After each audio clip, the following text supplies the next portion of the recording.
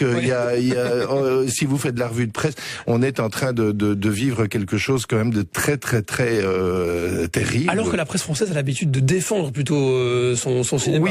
Oui, mais ce qui se passe, c'est qu'on est devant un débat politique. D'un côté, on a Jérôme Sédou qui a dit il faut arrêter avec tous ces films d'auteurs français qui vont dans des festivals et qui ne ramènent personne en salle. Nous, on va prouver qu'il faut en fait des grands films populaires très chers.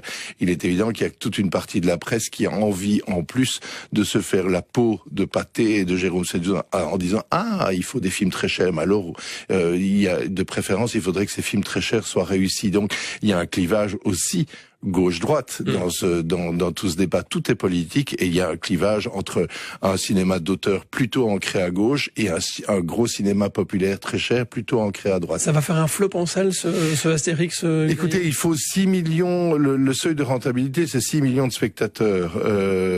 Moi, je crois que comme le film précédent, qui était signé Laurent Tirard au service de Sa Majesté, qui a grosso modo bloqué à 4 millions d'entrées, je pense qu'on peut espérer un score de cet ordre-là. La première semaine, les chiffres vont être gonflés par les chiffres des avant-premières, donc on peut peut-être espérer 1 million. Et puis en plus, ça sort, je crois, sur près de 1000 salles en France, donc la première semaine, les chiffres vont probablement être impressionnants, mais après va intervenir ce qui s'appelle le bouche à oreille. Vous savez, moi j'ai vu ça dans une grande salle avec énormément de journalistes. Bon, bien sûr, ce sont des professionnels, mais un film une comédie où on n'entend pas un seul rire pendant 1h50, c'est particulièrement lugubre.